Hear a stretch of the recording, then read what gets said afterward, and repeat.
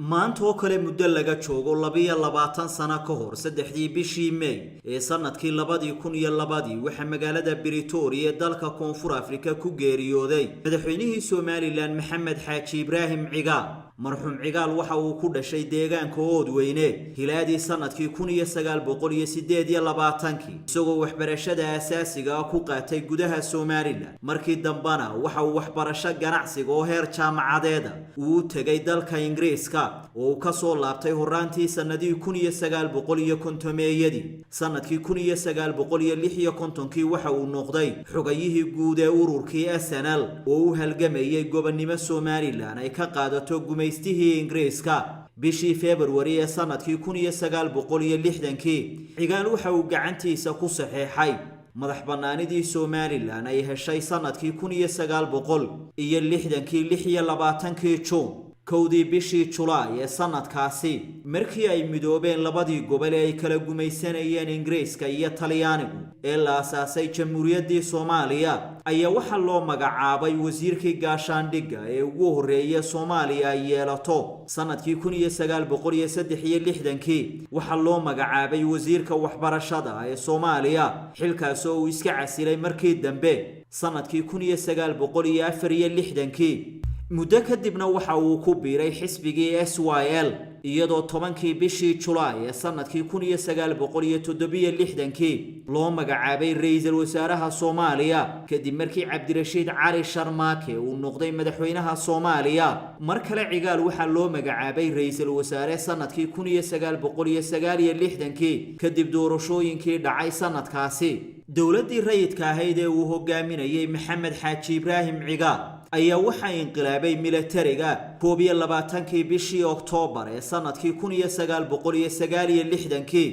maamulkii kacaanka General Maxamed Siyaad Barre ayaa xabsiga dhigay Cigaal waxaana la sii daayay sanadkii 1976 markaasoo loo magacaabay danjirihii Soomaaliya uu fadhiyay magaalada New Delhi ee dalka Hindiya jagadaasi oo uu hayay ilaa sanadkii 1978 kadibna inta loo yeeray ayaa xabsiga la dhigay Maxamed Xaaji Ibraahim Cigaal sanadkii 1985 waxa loo magacaabay gudoomiyihii rugta ganacsiga ee Soomaaliya asahaatee xilkaasi uu iska casilay markii ay burburtay dawladdii Soomaaliya bishii January ee sanadkii 1991 ayaa waxa uu ka mid noqday ergadii ka qayb gashay shirkii dib u heshiisiinta Soomaaliya lagu qabtay dalka Jamhuuriyadda Djibouti marxuum Cigaal waxa uu ka qayb galay shirkii labaad ee beelaha Somaliland ee ka qabsoomay magaalada Boorame ee gobolka Awdal sanadkii 1993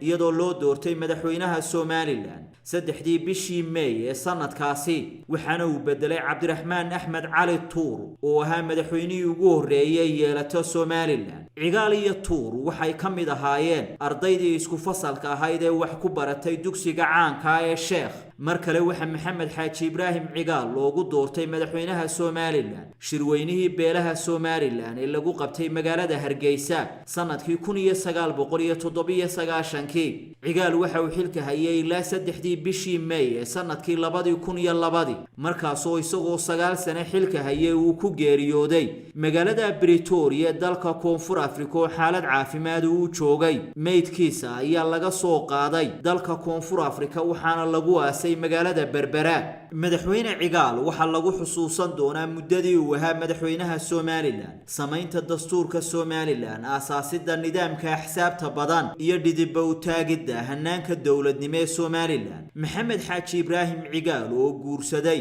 4 haweena ayaa waxa uu dhalay 5 caruur oo dhammaantood ay u dhashay Caasha Siciid Caabe xogtan waxa qayb ka mid ah anu ka soo qaadanay qoraal uu diyaariyay suxufiga caanka ah Axmed Siciid Cige oo wax ka qoray taariikh nololeedka Allah uu naxariistay Maxamed Xaaji Ibraahim Cigaal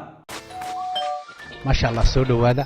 la jaanqaad shirkadda Telesom maxmil waxay ku diyaarisay adeega internetka ay fiber optiga kaasoo xawaarihiisu kala go'o lahayn waa guji waa isha biligteeda intuu soo gudlanayo hadalba gam hagarle ii ku isticmaal social media kuna daawo wararka ciyaaraha iyo online gameska haddaba maxmil soo gasho gurigaaga xafiiskaaga iyo goobtaada shaqo fadlan nagala soo xidhiidh nambarka gaaban 121